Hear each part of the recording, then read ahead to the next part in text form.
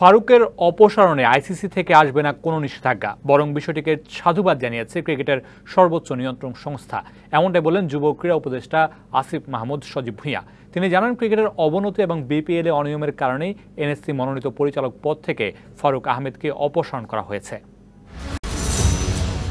কমাস আগেই ঘটা করে জাতীয় দলের সাবেক অধিনায়ক ফারুক আহমেদকে বসানো হয় বিসিবির সভাপতির চেয়ারে। সময় খুব একটা পার হয়নি, এর মধ্যেই বিপিএল নিয়ে অনিয়ম, সহকর্মীদের সাথে মতের অমিল, ক্রিকেটের অবনমন, স্বেচ্ছাচারিতা, নানা প্রসঙ্গে প্রশ্ন ওঠে ফারুক আহমেদের বিরুদ্ধে। গণমাধ্যমেও চাউর হয় সে খবর।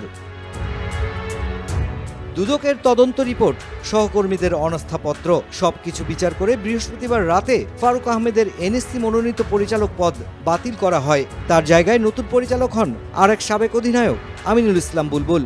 কিন্তু কেন এত তড়িঘড়ি করে নেওয়া হলো এমন সিদ্ধান্ত?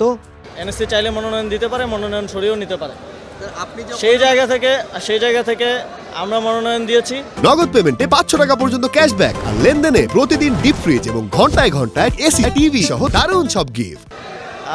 সার্বিক পরিস্থিতি বিবেচনায় আমাদের মনে হয়েছে যে এখন আর এই মনোনয়ন রাখার, আমরা কিন্তু প্রেসিডেন্টকে অপসারণ করিনি। আপনারা যদি ভালোভাবে দেখেন, আমরা তার পরিচালক মনোনয়নটা তো সরিয়ে নিয়েছি। হঠাৎ করে মনোনীত পরিচালককে সরিয়ে দিয়ে নতুন পরিচালকের বিসিবির প্রেসিডেন্ট হওয়ার প্রক্রিয়া কতটা স্বচ্ছ, এ নিয়ে আইসিসি থেকে কোনো রেস্ট্রিকশন থাকবে কিনা তারও ব্যাখ্যা দিয়েছেন ক্রীড়া উপদেষ্টা। এই বিষয়ে যে আইসিসির ব্যানের কথাও বলা হচ্ছে, অনেকে বলছেন। আমাদের আইসিসির সাথেও প্রপারলি যোগাযোগ হয়েছে এবং যিনি এখন প্রেসিডেন্ট এসেছেন তিনি নিজে আইসিসিতে দীর্ঘ সময় ধরে কাজ করে আসছেন। তো কোনো কমিউনিকেশন গ্যাপ আমাদের দিক থেকে নেই এবং আইসিসিও এটাকে সাধুবাদ জানিয়েছেন।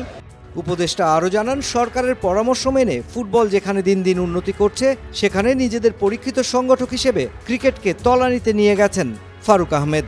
এক কথায় পারফরমেন্সে ব্যর্থ হয়েছেন তিনি।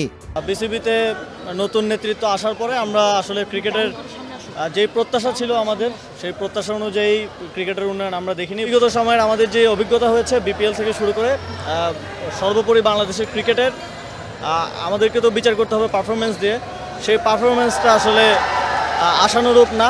বিসিবি থেকে ফারুক আহমেদকে সরিয়ে দেওয়ার এই ঘটনা অন্যান্য ফেডারেশনের জন্য দৃষ্টান্ত হয়ে থাকবে বলে জানান উপদেষ্টা। পারফরমেন্সের ভিত্তিতেই খেলোয়াড় বা সংগঠকদের নিজেদের অবস্থান ধরে রাখতে হবে বলেও মন্তব্য তার। Mushfiqur Rahman, DBC news, Dhaka.